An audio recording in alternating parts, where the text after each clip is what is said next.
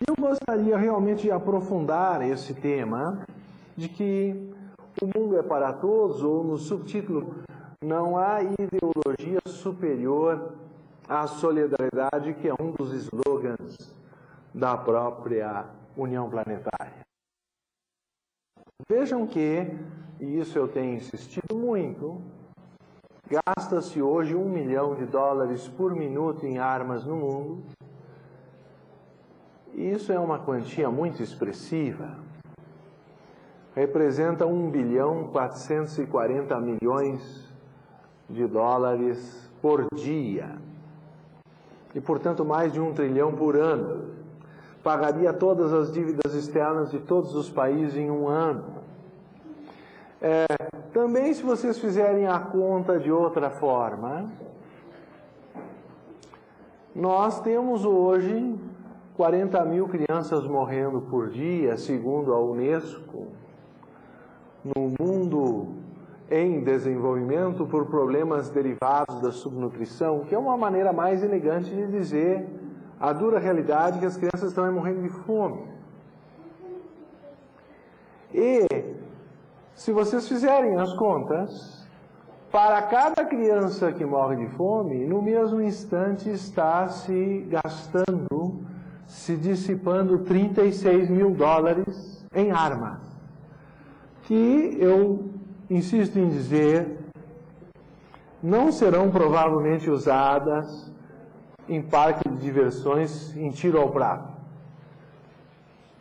Ontem mesmo ele estava propondo o início de uma nova campanha, porque Angola tem, parece, 12 milhões de minas no seu território e só 11 milhões de habitantes, dos quais parece 1 milhão já está mutilado por consequência das próprias minas, e que eu acho que merece o nosso incentivo no século XXI. É convidar a uma nova mentalidade solidária. É convidar a que as empresas que venderam essas minas pudessem agora ajudar a desmontá-las com segurança. Isso seria algum tipo de responsabilidade pelo que se produziu. Eu acho que essa nova mentalidade precisa ser estabelecida no novo mundo que estamos a criar. Esse novo mundo é uma consequência, não sei se os irmãos têm percebido, desde a bomba atômica, inevitavelmente, nós chegamos ao máximo que a guerra é capaz de produzir. Tanto que perguntaram a Albert Einstein, que foi quem descobriu a teoria da relatividade e, portanto, as condições nas quais a bomba realmente poderia ser feita, a mútua conversibilidade da matéria e da energia, que por um lado nos torna hoje em condições de afirmar que uma pessoa que se designa materialista está num anacronismo, que a matéria e a energia já estão comprovadas ser mutuamente conversíveis, não? Mas, por outro lado, nós diríamos, quando Einstein foi questionado sobre a Terceira Guerra Mundial, ele deu o aviso do que seria. Ele disse, sobre a terceira não sei, mas a quarta, se houver, será de lança, tacape, arco e flecha. Ou seja, as consequências que uma guerra atômica produziria na superfície do planeta ou seriam a da completa extinção da humanidade, ou produziriam tal regressão dos sobreviventes em termos civilizatórios que eles teriam que voltar a lança, tacape, arco e flecha. Então surgiram muitos filmes sobre essa ideia de um mundo até de mutantes e de sobreviventes de uma guerra nuclear. Eu não preciso retocar pontos que já foram motivo de atenção até da sétima arte, mas sim gostaria de enfatizar que a própria bomba atômica, que foi o último estágio da capacidade de destruição da nossa civilização, também é um sintoma de que a paz se torna necessária. Bem verdade que a guerra cirúrgica nunca é totalmente cirúrgica e sempre atinge N pessoas, mas hoje aquele conceito de uma guerra devastadora já não é mais tolerável pela opinião pública. E a julgar pela pressão crescente, nem a cirúrgica será tolerada. Então eu creio que apesar dos abusos ainda existentes, o mundo está num caminho para a paz. Porque não há como a consciência humana não perceber que a energia atômica que nós temos é capaz de destruir a humanidade. Na verdade, nós temos armamento para destruir a humanidade 200 vezes. E o apogeu desse processo se deu justamente na época da Guerra Fria. O que vem a ser isso? O empilhamento recíproco de bombas da chamada direita e da chamada esquerda, ou, se vocês preferirem, do chamado flanco liberal em relação ao flanco comunista. E nós sabemos que o quadro mudou, porque a União Soviética iniciou um processo unilateral de paz que nós devemos a Gorbachev, e a sua grandeza como estrategista e como um homem de visão extraordinária, que infelizmente talvez a própria Rússia não tenha coroado da forma devida, porque de alguma forma a União Soviética se sacrificou para que o mundo vivesse hoje uma situação de paz, e esse processo unilateral começou com Gorbachev. Eu diria que nós estamos assim no século XXI, um século que tem tudo para tornar-se pacífico, se nós apenas aprofundarmos a consciência de que as ideologias não resolvem o problema humano. Eu gostaria assim de citar Krishnamurti, talvez na sua obra mais conhecida mundialmente, A Primeira e Última Liberdade, que na minha edição, quer dizer, no meu volume pessoal já perdeu a capa, mas pelo menos foi bem lido. E nós citaríamos em particular a página 25, quando ele dizia: a esquerda, afinal de contas, é a continuação da direita sob forma modificada. Se a direita tem seus fundamentos nos valores sensoriais,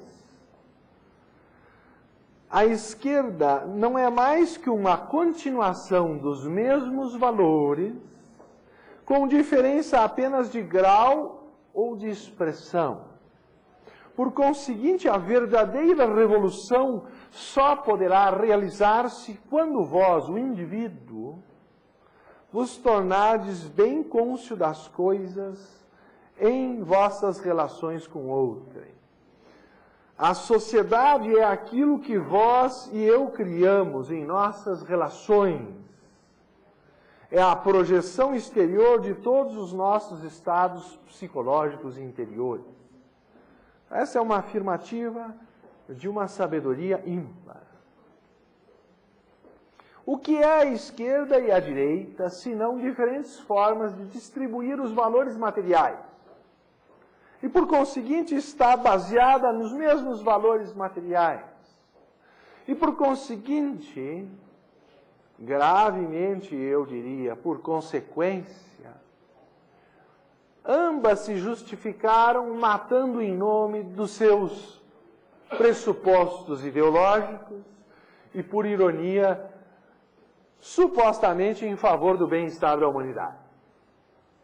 A proposta da União Planetária, que eu aqui represento na figura representando o próprio irmão e senador Ulisses Riedel de Rezende, é de que a solidariedade deve estar acima de qualquer ideologia. Na verdade, dos três ideais clássicos atribuídos à Revolução Francesa, liberté, égalité, fraternité, liberdade, igualdade e fraternidade, tudo parece indicar que o bloco liberal, assim chamado, defendeu sempre a liberdade. dando espaço eventualmente até ao capitalismo selvagem e à globalização que hoje nos atropela, supostamente pelo bem-estar da humanidade. O outro bloco, chamado comunista, ou da esquerda, também se representou ou pretendeu justificar suas ações em nome da igualdade. Mas para produzir uma igualdade usou também as armas, e os dois se justificavam mutuamente empilhando armamento e bombas. Por isso que na virada do século XXI, apesar do processo de paz, que eu devo elogiar novamente o Gorbachev no seu início, porque Ronald Reagan estava num projeto na época de criar a tal da Guerra nas Estrelas, e então o índice já estava em 2 milhões de dólares por minuto em armas no mundo. Portanto, era o dobro do que nós temos hoje. E, casualmente, o que nós temos hoje voltou ao patamar de mais ou menos 1984. Então, ainda não é satisfatório. Por outro lado, o simples fato de que aquele clima de Guerra Fria não existe mais hoje, é um alento, é uma esperança, é um horizonte menos nebuloso que nos espera.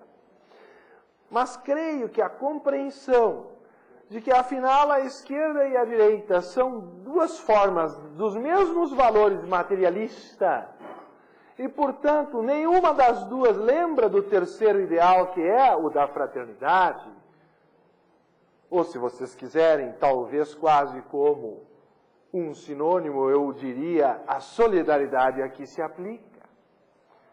Então, dos ideais nobilíssimos da original Revolução Francesa, talvez a direita tenha defendido a liberdade. Não sei se não usou ela e não usa até hoje para justificar outros meios usados. Os fins justificam os meios. É uma expressão que nós vemos frequentemente na esfera política e mesmo nas guerras. Mas, por outro lado, em nome da suposta igualdade, que parece que nunca se conseguiu estabelecer, porque o ideal da esquerda, pelo menos na Revolução Russa, é que depois de 3 gerações submetidos a condições de igualdade forçada, as pessoas despertariam naturalmente fraternais, porque teriam sido já educadas por pais que tinham sido educados já dentro de um regime comunista. E o resultado histórico é que nós não vimos isto acontecer, porque Krishnamurti afirma de uma maneira muito lúcida que os fins não justificam os meios, senão que os meios determinam os fins. Dependendo dos meios que forem usados, diferentes serão os fins atingidos. E se eu quiser usar de meios belicosos, eu só posso gerar a guerra, eu nunca gerarei a paz. A última situação irônica que nós tivemos, o conceito de guerra preventiva, criou a guerra. Tá?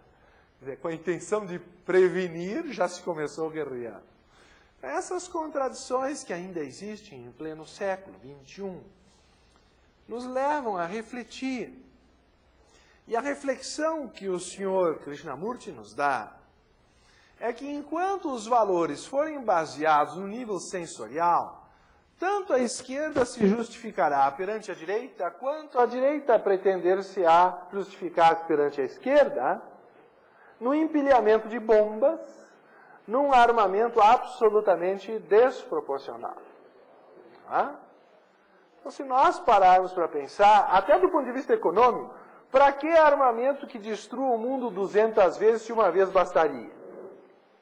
Mas justamente porque o armamento atômico é um armamento que dificilmente se pode usar, senão desencadearia um processo de extermínio coletivo, fica aquele clima de Guerra Fria querendo mostrar quem tem mais armas. E quem vai entrar no clube atômico para intimidar o outro, que talvez ainda não tenha entrado. Esse sintoma se faz sentir hoje entre a Índia e o Paquistão. E recentemente a Coreia do Norte andou fazendo ameaça. Mesmo que se tenha só uma ou duas ogivas, é o suficiente para começar a disputar esse tipo de pretensão de superioridade, porque tem armamento. E se cada país tiver armamento atômico na superfície do planeta, então nós vamos ter armamento para destruir muito mais do que 200 vezes.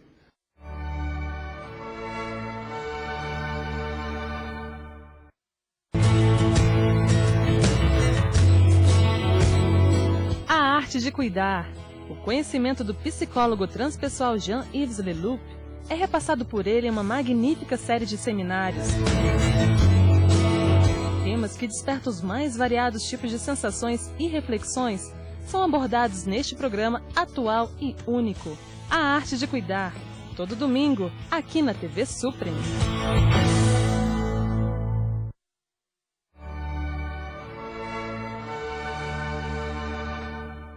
Pergunta-se, quando é que esse processo de competição por intimidação vai cessar? Ele vai cessar, em primeiro lugar, quando se perceber a inutilidade das próprias ideologias para resolverem o problema humano. Enquanto nós acreditarmos que a imposição do Estado conseguirá produzir a fraternidade, seja a imposição da liberdade, que se supõe então que naturalmente as coisas iriam por lugar certo, seja a imposição de uma igualdade, que pelas armas nunca gerou fraternidade.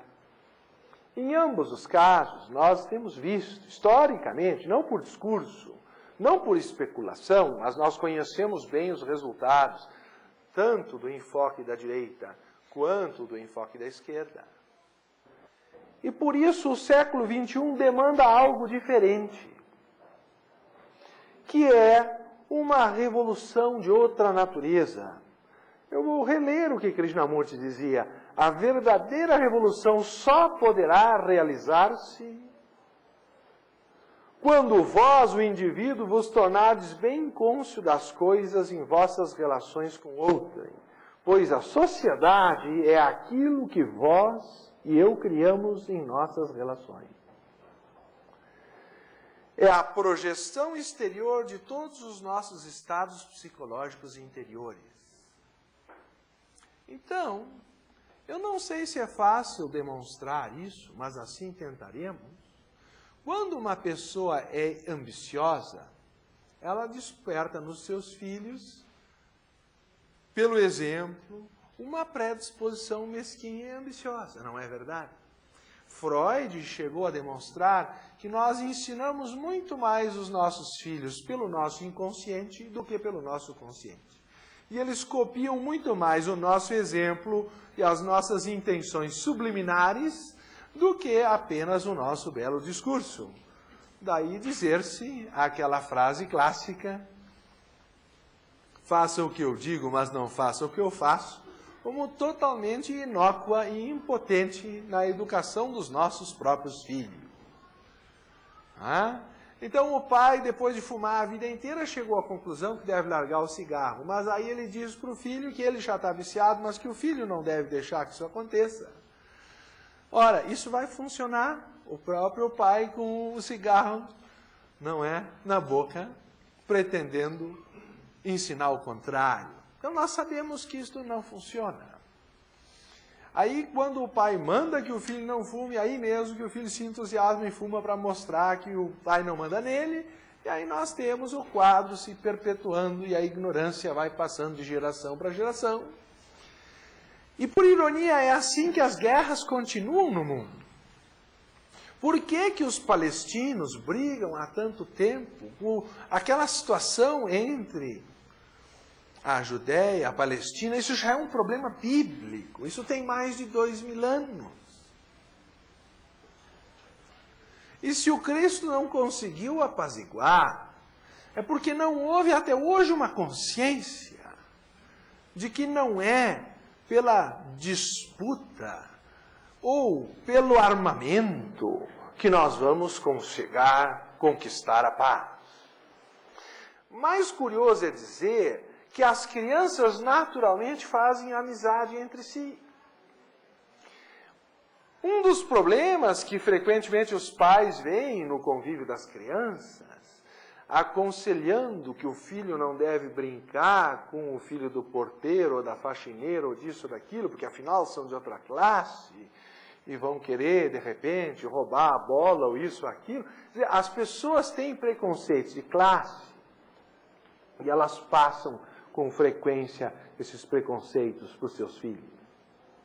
Não é incomum, da mesma forma, preconceitos raciais e religiosos passarem para gerações futuras. Então, a criança israelita brincando com a Palestina poderiam ser amigos para sempre, mas os pais ficam nutrindo nos seus filhos que um tenha ódio do outro, que um lado perpetue o ódio em relação ao outro, e assim a paz não chega a ser alcançada, porque se mantém um preconceito, uma ideia falsa, de que aqueles dois grupos são intrinsecamente diferentes, quando eles podem até ter seus órgãos transplantados e está demonstrado até geneticamente que são primos, pela análise do genoma e etc. e tal. Então, a perpetuação da guerra entre primos ou entre irmãos é uma coisa absolutamente absurda em pleno século XXI. Mas não é fácil demonstrar às pessoas que o pensamento é criador de separação e que a ideologia é causa de guerra. Em geral, quando nós vemos uma ideia perfeita, queremos defendê-la a unhas e dentes e achamos que, na sua defesa, resolveremos o problema do mundo. Mas o problema do mundo, antes de mais nada, precisa de amor para ser resolvido. Ou, se vocês quiserem, a solidariedade, a preocupação com o próximo, aquilo que Jesus já ensinava, aquilo que o Buda disse no aforismo 5 do Dhammapada. Justamente ele dizia, o ódio jamais cessa com o ódio só cessa com o amor, essa é uma lei eterna. Então nós jamais conseguiremos produzir a paz por meio do ódio, por meio do armamento. Eu assisti, não faz talvez 10 anos, uma pesquisa da Rede Globo contra o crime.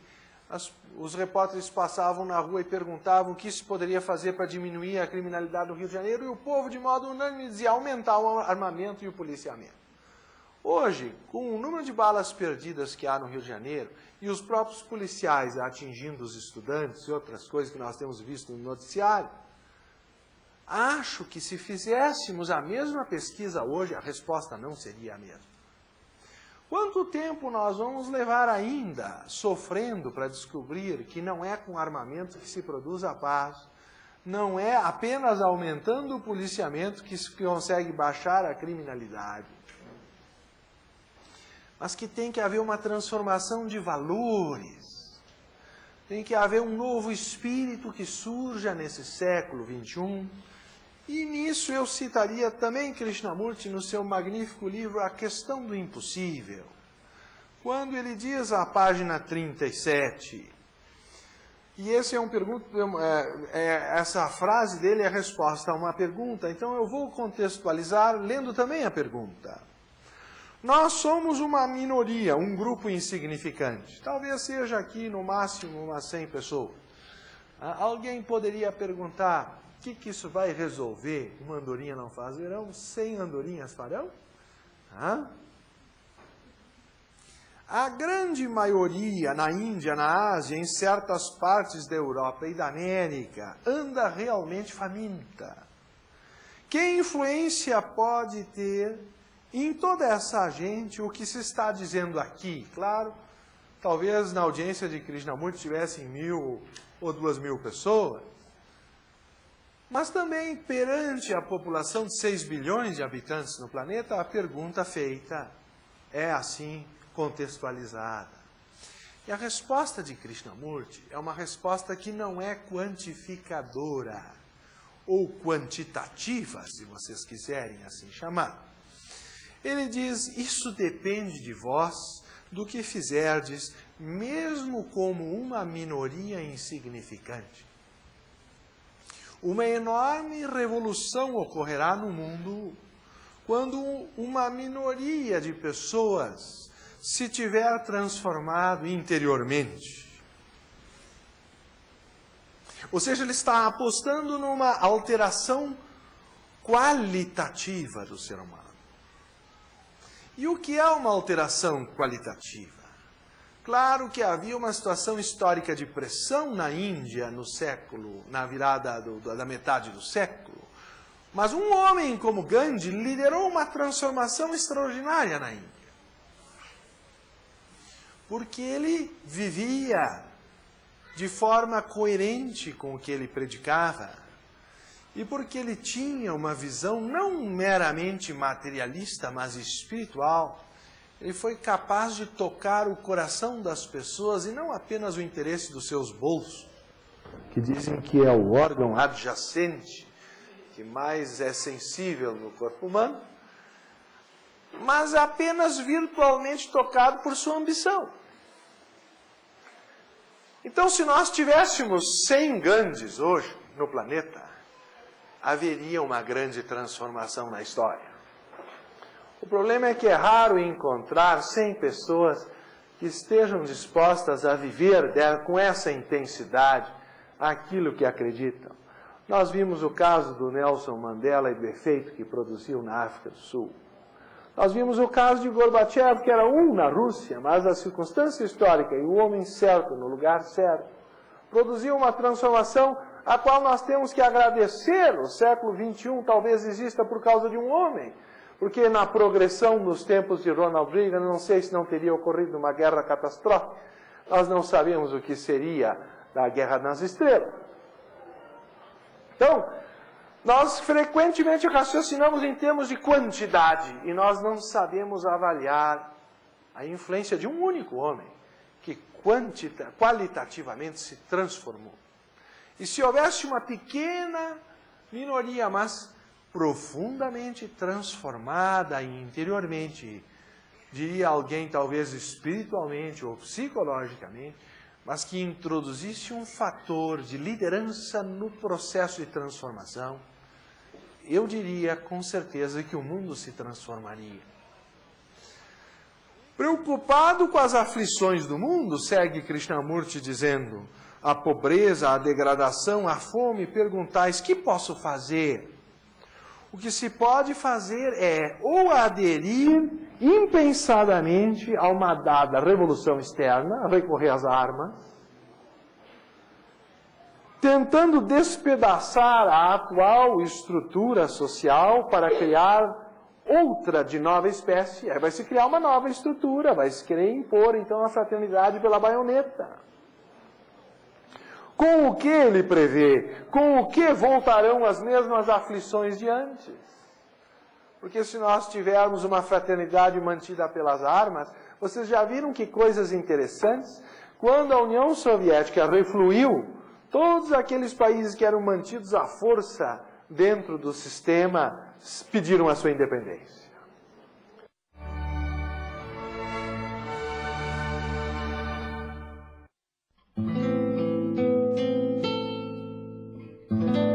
Documentários, grandes produções, grandes ideias, grandes mensagens. A série Documentários traz para a televisão filmes e vídeos que revelam aspectos surpreendentes e reflexivos sobre a construção de uma sociedade mais justa e feliz. Assista aos documentários exibidos aos sábados e domingos aqui na sua TV Suprem.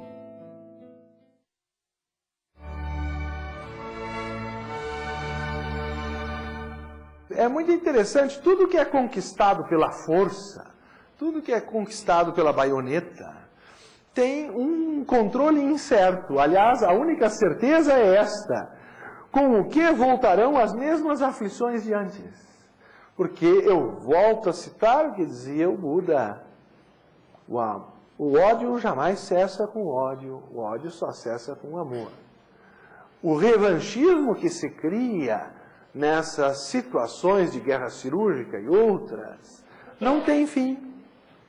Sempre uma parte quer dar o troco na anterior. Nós temos que cuidar até para não recriarmos as cruzadas em pleno século XXI. Então, diz Krishnamurti, há duas opções. Ou se assume, não é, aderir impensadamente a uma dada revolução externa, tentando despedaçar a atual estrutura social para criar outra de nova espécie, com o que voltarão as mesmas aflições de antes. Ou considerar a possibilidade de uma revolução total, não parcial ou meramente física, na qual a psique possa atuar numa relação inteiramente diferente com a sociedade. E é isso que a UP chama de solidariedade. Nós temos que despertar, ou queiram talvez você chamar de fraternidade, como chamava a Revolução Francesa. O fato é, primeiro, compreender que nenhuma ideologia, que nenhum sistema, por perfeito que se apresente no nível mental, pode ser simplesmente aplicado à força do a quem doer para produzir supostamente o bem-estar da humanidade. Como muitas vezes eu assisti, uma vez um médico em Cuba, quando eu questionei a questão da saúde lá, se ele gostava mais de trabalhar antes ou depois da Revolução, ele me respondeu que às vezes lhe parecia que o remédio era pior que a própria doença. Ou seja, vejam vocês, eu realmente impondo uma certa ideologia, vou resolver alguns problemas. Mas aquele remédio imposto à força gerará efeitos colaterais inevitavelmente. A menos que venha de um amadurecimento coletivo da consciência humana, a paz jamais irá estabelecer-se. Jamais as armas conquistaram uma paz duradoura.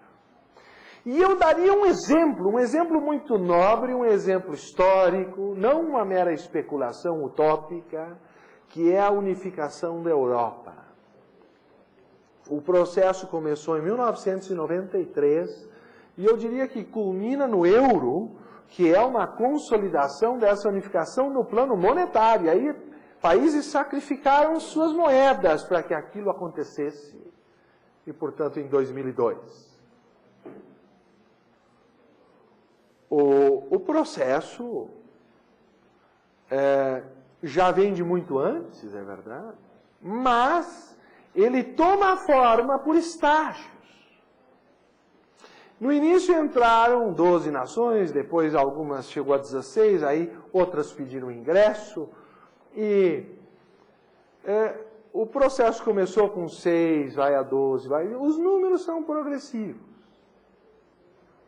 O fato é que nunca a Europa se unificou sem o uso da força que se tem a notícia da história humana.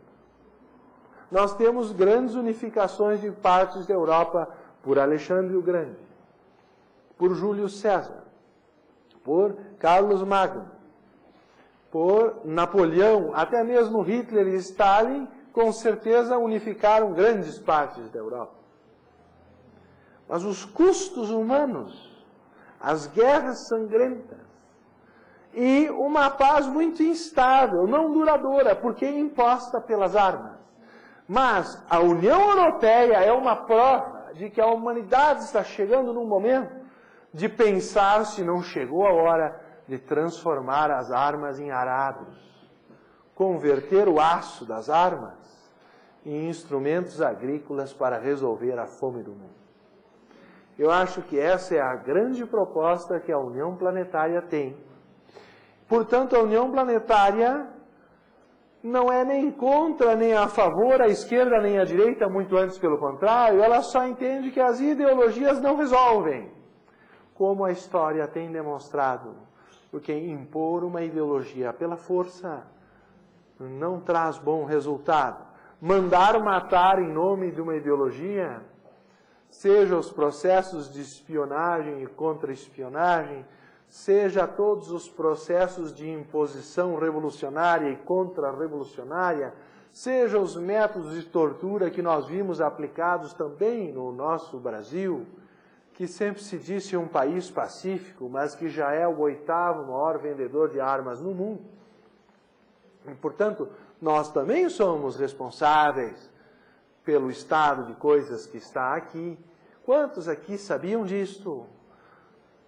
E existem eventualmente armas nossas lá no Irã, no Iraque, tanques e urutus e outras coisas mais, que alguns se orgulham em vender, mas se nós pararmos para pensar, são causa de guerra, são causa de destruição da humanidade. E nós estamos assimilando as consequências disso em cidades como o Rio de Janeiro, que Deus me perdoe, já parece estar até em guerra civil. O número de pessoas que morrem no Rio de Janeiro por dia, se vocês pegarem os 20 e poucos dias de ataques mais diretos e os 40 dias totais da guerra no Iraque, se vocês medirem o número de civis que morreu em Rio de Janeiro, é muito maior. Só em São Paulo, que é uma escala menor, são 55 por dia. Oriundo só da criminalidade. Então, se vocês multiplicarem por 20 dias, vai dar mais 1.000. 1.100. Então, nós não paramos para pensar nessas coisas com muita frequência, mas costumamos dizer tal ideologia ou tal outra resolveriam, mas o quadro que há no mundo vem justamente de querer impor ideologias. E eu vou dar um exemplo científico para vocês. Uma das coisas que tem colocado a ciência em perplexidade é que desde os tempos aristotélicos, e passando por toda uma evolução da criação do método científico a partir de Bacon, atribuído em parte o início desse crescimento a Descartes no discurso do método e tudo mais, nós vamos ver uma ideia de uma lógica mutuamente excludente, ou A ou B. Se A é verdade, B é falso, se B é verdadeiro, ou é ou não é. Não é? Uma lógica binária, como se fosse de um computador. E a ciência se deparou com um fato na virada do século XIX para o XX, que foi a descoberta das partículas subatômicas, e essa pesquisa foi progredindo a um ponto da qual ela não conseguiu sair plenamente até hoje.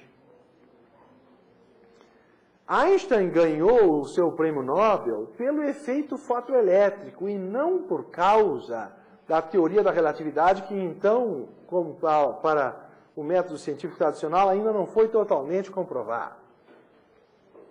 Embora a bomba atômica já seja uma lamentável prova de que pelo menos parte da teoria funciona. Então eu diria simplesmente que Einstein ganhou o prêmio Nobel pelo efeito fotoelétrico ao demonstrar que a luz tem massa. Lançadas as ondas luminosas sobre um pequeno moinho, se eu posso comparar assim, de lamínulas de alumínio, é possível produzir um vento de partículas que põe o alumínio em movimento. Começa aquele moinho a girar. Quando nós ligamos o automóvel, nós lançamos fótons, como se fôssemos um canhão. Quando ligamos, eu quero dizer, o farol do automóvel. Claro, com a dimensão e peso do automóvel, as partículas lançadas são praticamente insensíveis, ou o fenômeno não é facilmente mensurável. Mas em condições de laboratório, aí sim, vocês podem verificar como a luz é capaz de ser mensurada em sua massa e na produção do lançamento de partículas que são chamados fótons. Então, a luz que sempre foi tratada como uma onda, a partir de Einstein começa a apresentar comportamento corpuscular. E as partículas subatômicas, primeiro, as partículas o átomo era considerado indivisível. Até 1897, previsão até feita por Blavatsky na Doutrina Secreta, com 9 anos de antecedência, eu recomendo a leitura do volume 2 da Doutrina Secreta, onde ela diz que a partir dos estudos da matéria radiante de Sir William Crookes, que era membro da Sociedade Teosófica, e também fundador da Sociedade de Pesquisas Psíquicas de Londres, descobrir-se-ia, na tal matéria radiante que ele havia descoberto, uma teoria que alteraria toda a visão da constituição da luz e da matéria. E de fato assim aconteceu, como ela previa e disse a data, 1897, haveria essa mudança. Seria um novo ciclo entraria. E se romperia o véu do materialismo científico para sempre. E foi exatamente o que aconteceu. Thomson isolou o elétron. E imaginem vocês que ao fazer isso, primeiro, ele provou que o átomo era divisível. E segundo, em partículas menores. Ao investigar essas partículas menores, deduziu-se que elas tinham uma durabilidade restrita. Quanto menores as partículas, menor sua durabilidade, etc. e tal. E as pesquisas mais recentes têm demonstrado que elas difratam e apresentam um comportamento ondulatório quando chegam a um anteparo.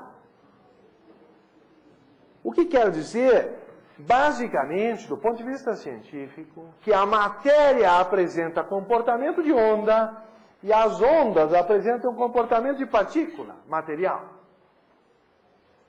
Ou as subpartículas atômicas apresentam comportamento ondulatório e difratam, enquanto que a luz, que sempre foi tratada como onda, apresenta comportamento corpuscular. Vocês podem imaginar o que isso significa? Que toda a lógica binária, dualista e quase maniqueísta da ciência, de que ou é onda ou é partícula, ou é energia ou é matéria, nas mãos de Einstein ruiu. E hoje nós vivemos uma situação em que se admite que a explicação de um fenômeno, através de uma lei ou uma teoria, tem um nível de abrangência que pode ser extrapolado. Da mesma forma, Einstein extrapolou a mecânica quântica de Newton. Então, a mecânica quântica de Newton só se aplica como explicação razoável dentro de uma certa situação macroscópica dos elementos constituintes. E a partir daquele nível, ou além dele, já não se aplicam mais plenamente as leis da mecânica quântica. E essa é a demonstração feita por Einstein. Ou seja, toda uma questão de reavaliação da própria lógica aristotélica se faz necessária, porque a ideia de que uma coisa é ou não é, cai por terra. E hoje as coisas são e não são na esfera científica, como a partícula apresenta comportamento de onda, a onda luminosa apresenta comportamento corpuscular. E nós poderíamos comparar a teoria científica com uma ideologia que tenta se aplicar em certas condições. Mas se nós quisermos imaginar que uma ideologia política se aplica em qualquer caso, em qualquer universo, nós vamos ver o que os norte-americanos vão fazer para tentar o seu sistema eleitoral lá no Iraque. E que resultado vai dar.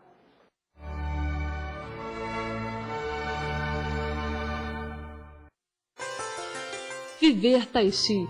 Tai Chi Chuan, a arte marcial do universo.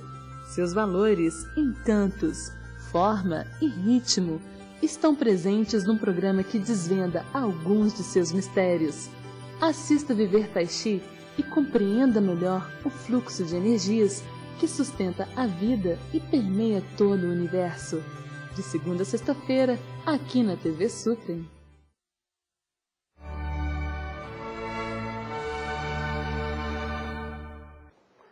Porque a pretensão de que uma ideologia é perfeita e funciona em qualquer lugar, primeiro eu me questionaria se uma ideologia pode ser perfeita.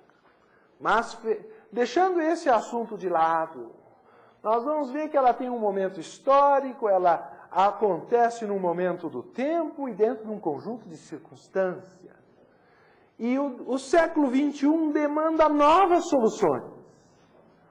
E eu volto a citar a ideia de que a solidariedade está acima das ideologias.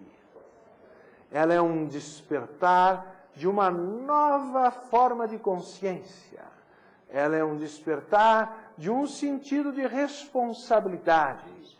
Ela é um despertar de uma transformação interior qualitativa. E esta, sim, é a única que pode trazer paz duradoura ao mundo. E é nisso que a União Planetária tem se dedicado. E é nisso que a própria Sociedade Teosófica tem apostado no seu estudo de religião comparada, filosofia e ciência, no seu segundo objetivo, que se vê apenas como forma de corporificar no plano mental o primeiro objetivo, que é o da fraternidade universal, sem distinções de raça. Porque o que impede o mundo de chegar à paz, se não os preconceitos?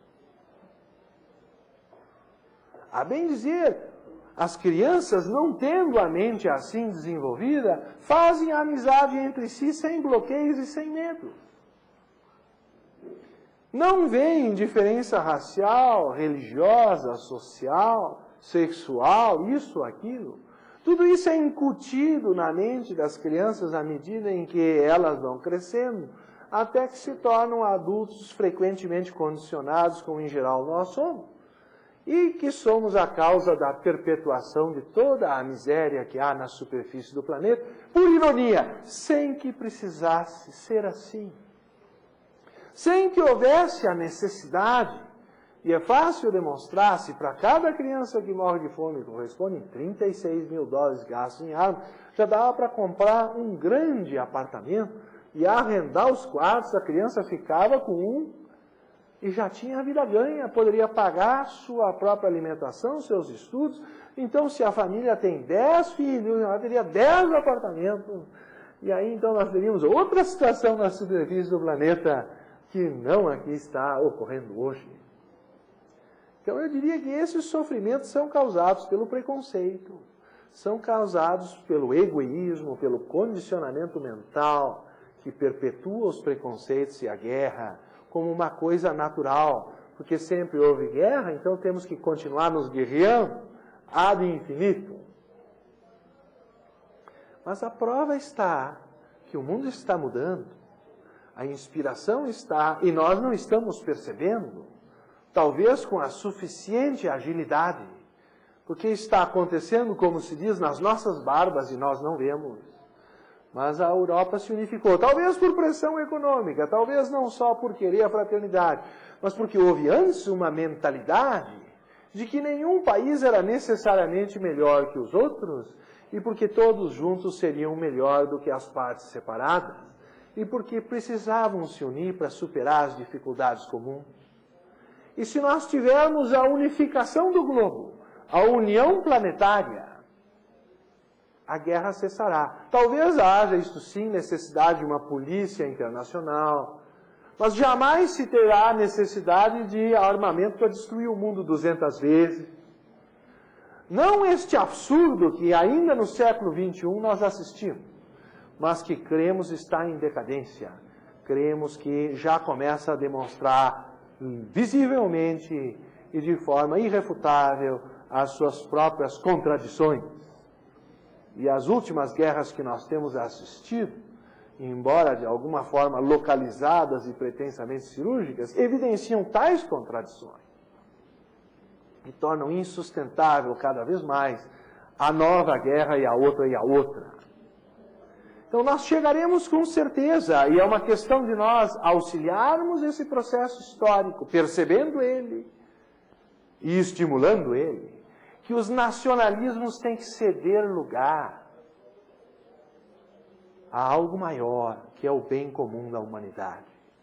E esse é o ideal da União Planetária. Enquanto eu defender só os meus e o meu país, e em nome do meu país, e daquela flâmula colorida, em nome do qual muitos pretensamente se oferecem para morrer, nós continuarmos ainda a dizer que a guerra é uma coisa nobre, quando, hoje em dia mais do que nunca, já não existe mais o ideal do samurai que luta até morrer por um ideal, mas sim venda de armamento e grandes grupos de interesses industriais nessa venda, que até elegem presidentes de países, isto e aquilo, e fomentam a guerra, Uma das maiores ironias dos Estados Unidos na luta no Afeganistão foi que eles estavam lutando contra o armamento que eles mesmos tinham dado ao Afeganistão anos antes para atacar a Rússia. E assim também se viu o armamento americano sendo usado contra as tropas americanas no Iraque. Ou seja, quando é que nós vamos assumir uma posição de responsabilidade quanto à produção de armamento? Será que nós podemos continuar vendendo armamento como se fosse geladeira, televisor ou micro-ondas? Será que armamento é apenas um gênero de primeira necessidade? Ou meramente um bem a ser comerciado como qualquer outro? Quando é que nós vamos começar a pensar no aspecto ético que a produção do armamento representa? E que o Brasil, lamento informar novamente, já é o 8º maior vendedor de armas no mundo? Então, vamos parar para pensar nisso e vamos perceber que a humanidade está mudando na medida da sua transformação de consciência e que há sintomas extremamente esperançosos. Eu diria que a unificação da Europa é um desses indicativos e gradualmente o globo está se unificando de uma maneira a que os direitos humanos sejam respeitados. E vejam bem, quando a elite intelectual do mundo chegar à conclusão que a disputa entre ideologias não trará a paz ao mundo, o problema estará resolvido. Porque o que separa o mundo são os preconceitos, e por ironia, são os próprios intelectuais que criam, com o uso da mente, soluções ideais a depois serem aplicadas à força, onde o Estado se julga no direito de submeter o indivíduo a uma ideologia. Quando a ideologia for posta no seu devido lugar, como talvez uma teoria para resolver um problema local, quando nós dermos mais atenção ao microdistrito, e nisso eu gostaria de chamar a atenção dos meus colegas para o livro Ideais da Teosofia de Annie Besant, que já colocava a importância do microdistrito em 1917, coisa que agora estão descobrindo a importância de ser pequeno, de ter soluções criativas numa esfera menor e não centralizar tanto poder no Estado. Essas ideias já eram relatadas como necessárias pela sociedade teosófica, a ideia de recuperar o preso para o mundo e não simplesmente querer marginalizá-lo dentro do presídio, como se resolver o problema social fosse apenas uma questão de exclusão dos problemas. Ora, nos Estados Unidos, e é um exemplo que eu devo citar, os presídios dão lucro e as condições de tratamento dos presos são melhores. Para começar, se dá importância ao trabalho, é uma atividade que eventualmente torne a pessoa qualificada quando sair da prisão, para trabalhar melhor, para sair com algum dinheiro que ele ganhou honestamente no tempo que ele está preso, e principalmente para recuperar o preso. As condições que nós temos no Brasil, e nós vemos o problema da criminalidade no Rio de Janeiro como um exemplo, mas ela é geral no Brasil inteiro, é porque há um descompasso entre a nossa legislação e o nosso real interesse em sermos solidários, ou por que não dizer fraternais, com as outras classes sociais.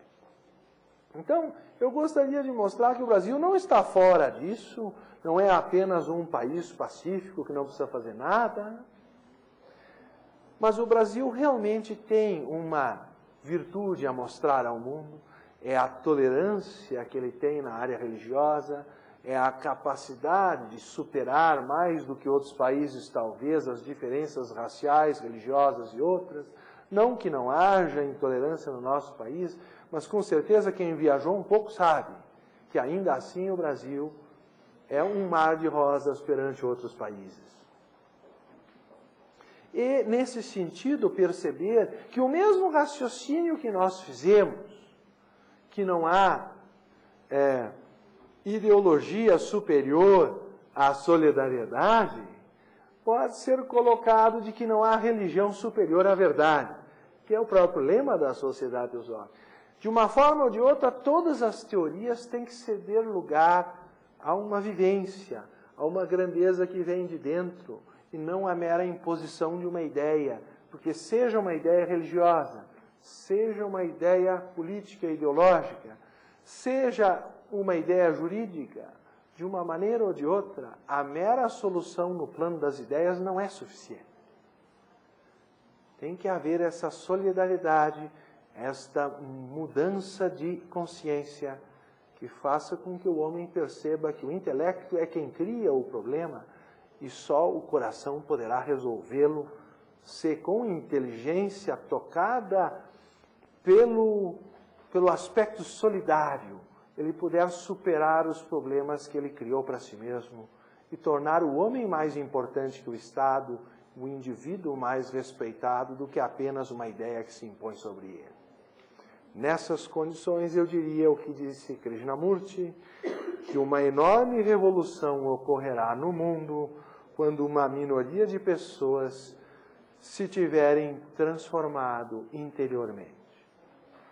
E aí sim o mundo será, como é sugerido, um mundo para todos, porque nele não haverá ideologia superior à solidariedade.